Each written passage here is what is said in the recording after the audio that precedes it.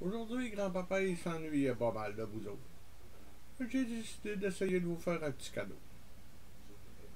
Je vais te conter une histoire, comme si j'étais chez vous. Si ça te plaît, tu demanderas à Claude de m'avertir et je pourrai t'en faire d'autres.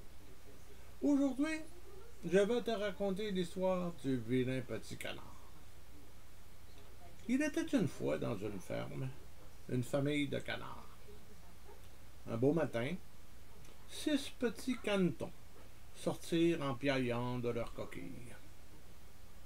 Mais le 7e œuf, un peu plus gros que les autres, ne s'ouvrait pas. Maman Canne ne se souvenait pas d'avoir pondu cet œuf-là. Mais tout à coup, l'œuf s'ouvrit et un étrange caneton au plumage gris apparut.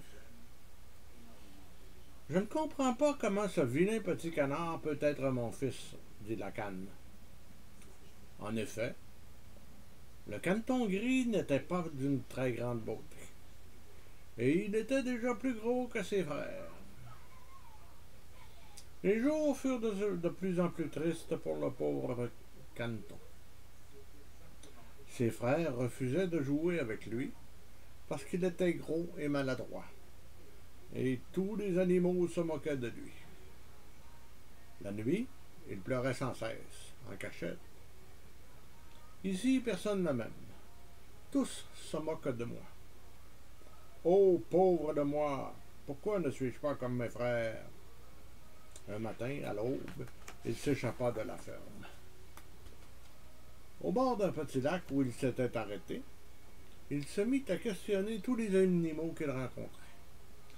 « Avez-vous vu d'autres canetons avec des plumes grises comme les miennes? » Tous secouaient la tête. « Des vilains comme toi, on n'en connaît pas. »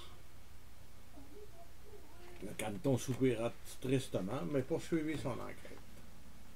Il arriva près d'un étang, où 2 grosses oies le mirent en garde.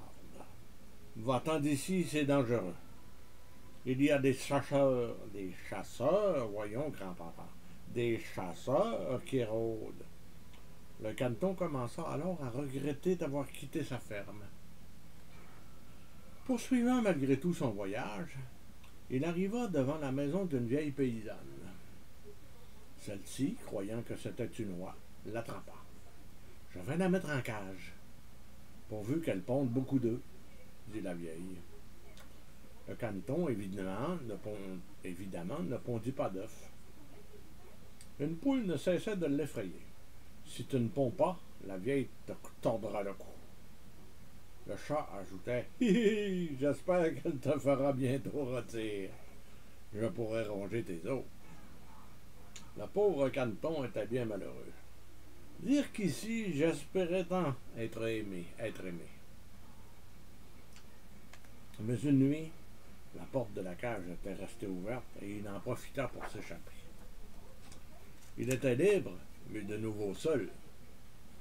À l'aube, il se retrouva au milieu d'un marais plein de roseaux. « Si personne ne veut de moi, je resterai ici pour toujours. » Un matin, il vit passer de grands oiseaux blancs qui volaient vers le sud. « Oh, si je pouvais être aussi beau qu'eux !» s'exclama-t-il en les admirant. Mais l'hiver s'installa et le pauvre petit canard dut chercher sa nourriture sous la neige. Un jour, épuisé, il finit par tomber. Un paysan qui passait par là eut pitié de lui. « Je l'amènerai à mes enfants pour qu'ils le soignent, » dit le paysan. À la maison du paysan, tous firent bon accueil aux nouveaux venus. Cette fois-ci, le caneton se sentit sauvé. Quand revint le printemps, le caneton était devenu si grand que le paysan décida « Je l'amènerai à l'étang où je pourrai lui rendre sa liberté. » Et lorsqu'il fut au bord de l'eau, le caneton aperçut son reflet. « Oh, comme j'ai changé! Je ne me reconnais plus. » Les cygnes qui revenaient des pays du Sud lui dirent « Nous sommes des cygnes comme toi. Où t'es-tu caché jusqu'à maintenant? » « C'est une longue histoire, » répondit le jeune cygne, encore tout surpris de ce qui lui arrivait. Un jour, Alors qu'il nageait sur l'étang, il entendit des enfants crier « Regardez ce jeune cygne, c'est le plus beau de tous !» Alors il se sentit vraiment heureux. Heureux! Et voilà, c'est la fin de cette belle histoire. Ça m'a fait plaisir de te la raconter. Et si tu en veux d'autres, demande à Claude de me le dire. Bye bye, amuse-toi bien.